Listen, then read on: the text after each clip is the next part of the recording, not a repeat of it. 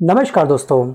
22 जुलाई 2025 यानी कि बीते कल के दिन नई संसद के परिसर पर सर फुटअव्वल जूतम पेजार वाली स्थिति पैदा हो गई पक्ष और विपक्ष के बीच में। और विपक्ष के चेहरे हमको साफ साफ तमतमाते हुए दिखाई दिए, काफ़ी एग्रेसिव मोड में दिखाई दिए और उन्होंने नई संसद के परिसर पर बोल दिया हल्ला, मतलब कर दिया हल्ला बोल। हाथ में पोस्टर, कंधों पर संविधान और जुबान पर एक ही नारा था कि बिहार के अंदर जो सर की मुहिम आप स्टार्ट कर चुके हो, जब अभियान आप चला रहे हो उसको प्लीज़ इस अभियान को आप स्टॉप करो, सर वापस लो। सर क्या है इसके बारे में मैंने डिटेल्ड वीडियो तैयार किया था। अगर आपने पिछला वीडियो वॉच नहीं करा होगा तो प्लीज़ उसको आप लोग देख लीजिएगा। अगर आपको ऑलरेडी जानकारी है, अगर आप तो नहीं देखेंगे तो भी चलेगा। संसद दोस्तों बीते कल के दिन खुली और उसी रात अचानक से एक ब्रेकिंग न्यूज़ सामने आई धमाके के रूप में, बूम। वो धमाका ये था कि हमारे भारत के उपराष्ट्रपति जगदीप धनखड़ जी ने अचानक से इस्तीफा दे दिया। इस्तीफा तब दिया जब हमारे उपराष्ट्रपति जी ने विपक्ष से एक वादा किया था कि हम संसद के इस सत्र में ऑपरेशन सिंदूर को लेकर के चर्चा परिचर्चा करेंगे, हम पहलगाम हमले को लेकर के चर्चा परिचर्चा करेंगे। और एक है दोस्तों न्यायाधीश, जी हाँ आपको पता होगा मैं किन के बारे में बात कर रहा हूँ, उनके बारे में चर्चा परिचर्चा हम करेंगे, ये वादा किया था विपक्ष से। लेकिन अचानक से उन्होंने अपना इस्तीफा क्यों दिया? वजह उन्होंने बताया कि उनकी हेल्थ इशू है, इसकी वजह से इस्तीफा दे रहे हैं। लेकिन अगर कोई भी व्यक्ति अपनी जॉब से रिज़ाइन देता है तो माइंड में उसकी पहले से ही प्री प्लानिंग होती है, वो अचानक से डिसीजन बिल्कुल नहीं लेता कि बस कॉइन उछाला, जो आएगा देखा जाएगा। इस बेस पर कोई भी इस्तीफा नहीं देता है। अब इनके अचानक इस्तीफे देने के बाद में जो विपक्ष है उसके द्वारा अलग कयास लगाए जाने लगे। अब भाई दोस्तों आप साफ साफ देखिएगा कि जो हमारे भारत के उपराष्ट्रपति होते हैं ना, उपराष्ट्रपति हैं, राज्यसभा के सभापति भी हैं ये, यानी कि सीनियर रेफरी। अगर मैदान से रेफरी गायब हो गया ना तो लोग अपने अपने अकॉर्डिंग अपना अपना जो है खेल चलना स्टार्ट कर देते हैं। मतलब कि उनके हटते ही विपक्षी जो प्लेयर हैं वो मैदान में उतर आए। अफवाहों की बाढ़ लग गई, हमें सूत्रों से पता चला है, सूत्रों की बौछार स्टार्ट हो गई सोशल मीडिया प्लेटफॉर्म के अंदर और सवालों की एक बहुत बड़ी सुनामी आ गई। आखिरकार क्यों दिया गया इस्तीफा? क्या किसी के दबाव में आकर इस्तीफा दिया या कोई नई नियुक्ति की तैयारी हो रही है? लेकिन असली धमाका अगले दिन हुआ। जैसे इन्होंने इस्तीफा दिया विपक्ष आ गया एसआईआर के खिलाफ, मतलब कि सरकार के खिलाफ आ गया। नई संसद के बाहर विपक्ष का जमावड़ा स्टार्ट हुआ, पोस्टर वॉर स्टार्ट हो गई। इसमें राहुल गांधी, प्रियंका गांधी, अखिलेश यादव, सुप्रिया श्रीनाथ, तमाम अन्य टॉप लीडर विपक्ष के इसमें शामिल थे। लेकिन दोस्तों एक पार्टी इसमें, इस गठबंधन के अंदर, इस मुहिम के अंदर, इस पोस्टर वॉर के अंदर शामिल नहीं थी। वो पार्टी है आम आदमी पार्टी, वो अपसेंट थी। सो गाइस यहाँ पे आपको ध्यान रखिएगा एक चीज़ और कि वोट बंदी नहीं चलेगी, वोट बंदी नहीं चलेगी। ये थे उनके प्ले कार्ड जिस पर उन्होंने भरपूर क्या करा, निशाना साधा। और किसने क्या बोला है, वीडियो को पॉज करके तमाम स्टेटमेंट आप लोग एक बार अच्छे से सुन लीजिएगा। अगर आप इनकी बातों से सहमत हैं तो आप मुझे कमेंट करना कि हाँ क्यों सहमत हैं, या फिर अगर आप इनकी बात से सहमत नहीं तो उसके पीछे की वजह आपको पता होगी ना पक्का, तो क्यों सहमत नहीं है उसकी वजह भी आप मुझे कमेंट कर दीजिएगा। अब यहाँ पर प्रियंका गांधी ने एक्स पर, मतलब कि ट्विटर पर ये लिखा है कि पहले महाराष्ट्र में वोटर बढ़ा करके चोरी की, अब बिहार में नाम काट करके अपने अकॉर्डिंग अपनी जीत की कहानी ये लिख रहे हैं सर के अभियान के माध्यम से। और संविधान में दिए गए वोट के अधिकार की हत्या की जा रही है, ये कहा है प्रियंका गांधी ने। और बिहार में एक्चुअली 7.89 करोड़ वोटर हैं, जिनमें से 90% यानी कि करीब 7.1 करोड़ लोगों के फॉर्म भरे जा चुके हैं। फॉर्म कैसे भरे गए पता है आपको? अजीत अंजुम जी का एक यूट्यूब चैनल है इस नाम से, आप देखिएगा उसको आराम से। उसमें प्रॉपर उन्हें पुख्ता सबूत दिए हैं। क्या कहा गया था कि जो ये सर की मुहिम स्टार्ट की गई है इसके माध्यम से जो वोटर्स होंगे वो अपना नामांकन 0 लेवल से स्टार्ट करेंगे। 2 फॉर्म वोटर्स को मिलेंगे, हम सबको 2 फॉर्म मिलेंगे। एक फॉर्म हम सबमिट करेंगे इलेक्शंस ऑफिस के अंदर, जो आपका बिहार का जो चुनाव आयोग है उसके अंदर। बीएलओ हमारे पास में आएंगे और हमको एक रिसीविंग देंगे, दूसरी कॉपी एज ए रिसीविंग के रूप में, जो फर्स्ट कॉपी होगी एज ए हम लोग सबमिट करेंगे। और वहाँ की जनता को फॉर्म मिले ही नहीं है, बीएलओ अपने अकॉर्डिंग साइन करे जा रहे हैं फॉर्म के ऊपर, फॉर्म फिलअप है ही नहीं, वो अपने अकॉर्डिंग डॉक्यूमेंट सबमिट करते जा रहे हैं। उनको एक टारगेट दिया गया है कि फटाफट से 3 महीने के अंदर आपको सर की मुहिम को पूरा करना है और 7.89 करोड़ जो वोटर्स हैं, ठीक है, उनका फॉर्म जमा कर देना है। ये सब क्या दिखावा चल रहा है भाई? और सबसे बड़ी बात ये है कि उनके चैनल पे आपको एक वीडियो और मिल जाएगा। वो वीडियो ये है कि एक व्यक्ति है जिनकी 5 साल पहले मृत्यु हो चुकी है, उनकी माता का देहांत आई थिंक 1 साल पहले हो चुका है, उनका भी वोटर लिस्ट में नाम आ चुका है। सोचिए क्या उन्होंने फॉर्म अपने दोबारा अवतार लेकर के चुनाव आयोग वो गए थे चुपचाप से अपना फॉर्म जमा करने के लिए? नहीं ना, ये चल रही है धांधलेबाजी। मतलब कह सकता हूँ कि ये चल रहा है फर्जीवाड़ा, या फिर कह सकते हैं कि ये हो रही है बहुत बड़ा स्कैम इस सर के आड़ में। अब यहाँ पे जो BLO है वो खुद अपना मतलब लोगों का फॉर्म भर रहे हैं। क्या चल रहा है अभी फाइनली? और जो चुनाव आयोग है वो गूंगा बना पड़ा है, केवल मूक दर्शक बन के केवल देखे जा रहा है कितने फॉर्म भरे कितने फॉर्म नहीं भरे गए। सोचिए चुनाव आयोग से जब सुप्रीम कोर्ट ने इस बात का जवाब मांगा तो सुप्रीम कोर्ट ने चुनाव आयोग से सिंपल ये पूछा, भैया Aadhaar card, voter ID card, ration card तीनों आखिरकार क्यों नहीं आप लोग मान रहे हो कि ये नागरिकता के लिए इनफ डॉक्यूमेंट है? तो साइनी चुनाव आयोग ने क्या बोला? चुनाव आयोग का ये जवाब था कि ये पहचान के लिए नागरिकता का सबूत नहीं है।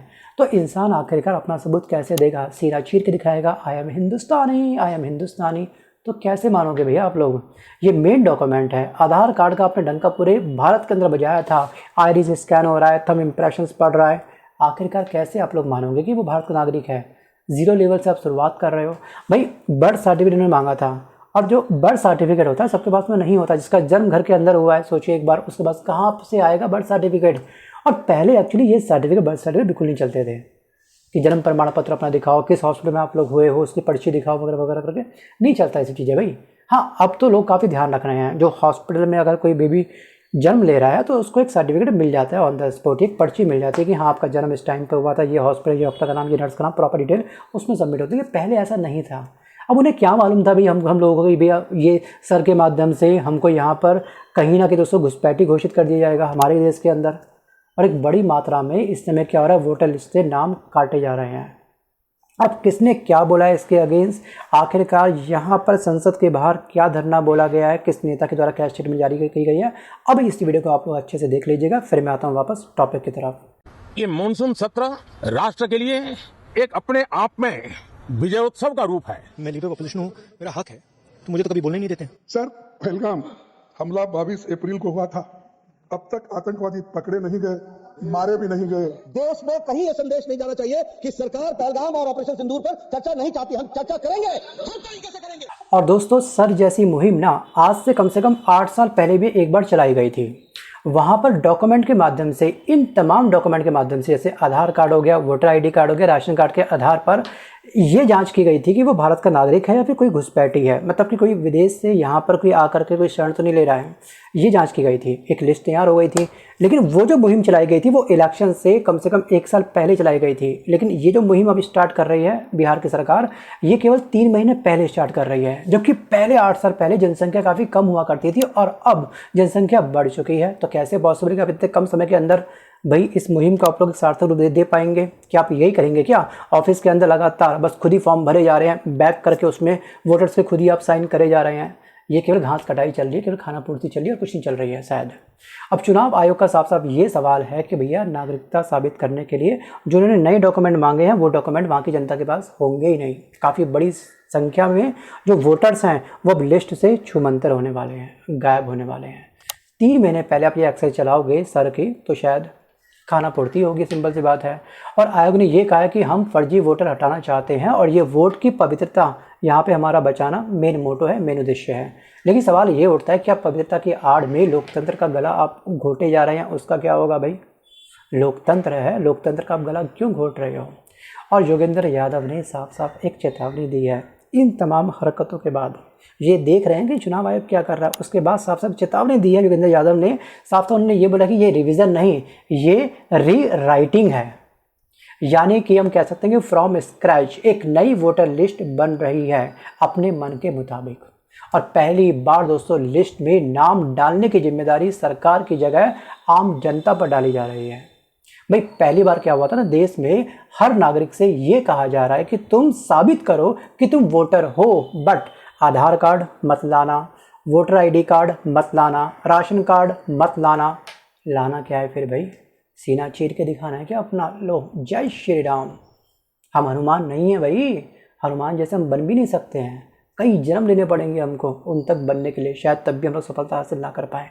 अब बिहार विधानसभा से लेकर के हम कह सकते हैं सुप्रीम कोर्ट तक बिल्कुल हल्ला बोल हो चुका है, सर फुटबॉल वाली स्थिति पैदा हो चुकी है। बिहार के विधानसभा चुनाव में हम कह सकते हैं तेजस्वी यादव और विपक्षी विधायक काले कपड़े पहन करके विधानसभा में घुसे थे इस बार। यहाँ पर वोट बंदी बंद करो, SIR वापस लो, वगैरह वगैरह बहुत सारे नारे चलाए गए थे।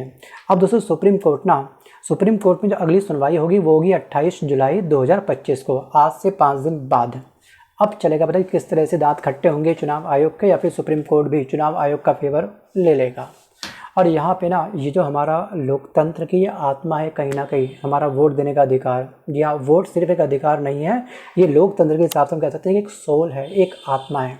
और आत्मा का अपहरण संविधान का साफ साफ कहूँ तो अपमान है।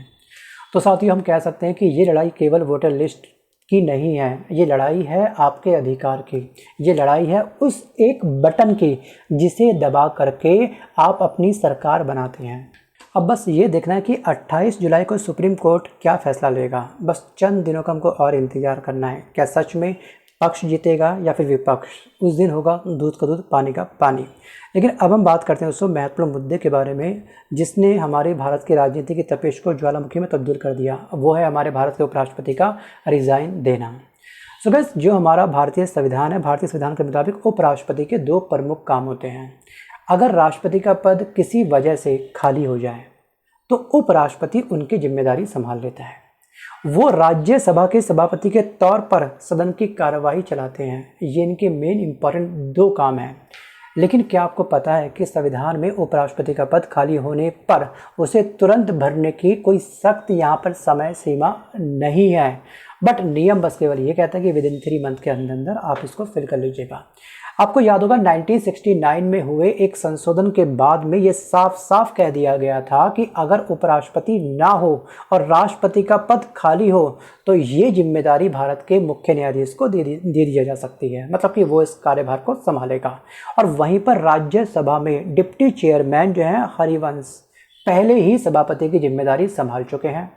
तो क्या नया उपराष्ट्रपति चुनने की जल्दी ये बिल्कुल नहीं हो रही है। सोचिए, उन्होंने अपना रिज़ाइन दिया, कल बैक टू बैक कैबिनेट की मीटिंग स्टार्ट हो गई थी, मीटिंग स्टार्ट हो गई थी। धनखड़ का इस्तीफा इतना चर्चा में इसलिए है कि आखिरकार इतनी जल्दबाजी आप क्यों दिखा रहे हो, जबकि 3 मंथ एक इनफ समय है। क्या सच में 2027 की ये रूपरेखा बन रही है लोकसभा चुनाव को लेकर के? क्या सच में जो हमारे उत्तर प्रदेश के मुख्यमंत्री हैं योगी आदित्यनाथ, क्या सच में वो इस पद के अधिकारी होंगे? मतलब क्या भारत के ये नए नेक्स्ट उपराष्ट्रपति होंगे? क्या सच में उत्तर प्रदेश के CM को ही उपराष्ट्रपति बनाना चाहिए? इस पर आपका क्या विचार है? चलिए वीडियो को पॉज करके आप मुझे कमेंट करिएगा। अगर ये नहीं तो कोई और पर्सनैलिटी आपके माइंड में होगा ना, यार इसको बनाओ उपराष्ट्रपति, ये काफ़ी सुटेबल है, ये इस पोस्ट के लिए बिल्कुल फिट बैठता है, लिख दीजिए उनका नाम। अब दोस्तों उपराष्ट्रपति जगदीप धनखड़ के इस्तीफे की असल वजह पे आते हैं थोड़ा सा। जस्टिस यशवंत वर्मा के खिलाफ एक्चुअली क्या हुआ था कि इम्पीचमेंट मोशन हो सकता है। विपक्ष यही बोला था कि इस मुद्दे पे भी बात होनी चाहिए, चर्चा परिचर्चा पक्का होनी चाहिए। और लोकसभा में 152 सांसदों ने स्पीकर ओम बिरला को जस्टिस वर्मा के खिलाफ इम्पीचमेंट नोटिस सौंपा था। अब क्या हो गया कि इसमें सत्ता और विपक्ष दोनों के सांसद शामिल थे और सरकार ये चाहती थी कि ये मामला लोकसभा में आगे बढ़े।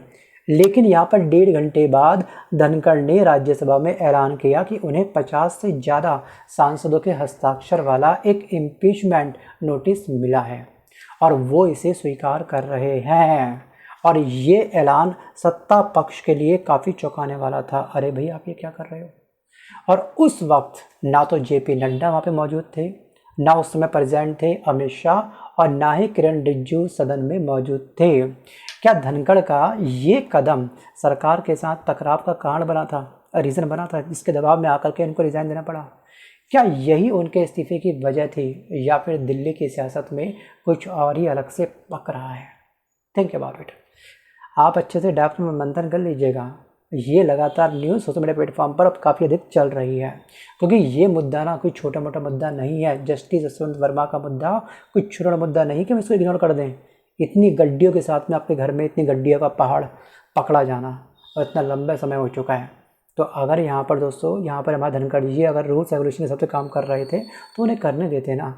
और ये अचानक से इस्तीफा देना सबको खटक रहा है कहीं ना कहीं। तो बाकी विचार स्वतंत्र हैं, कमेंट बॉक्स ओपन है। आज के इस वीडियो में बस कर इतना ही। मिलता हूं जल्दी अपने वीडियो के साथ में, तब तक के लिए धन्यवाद।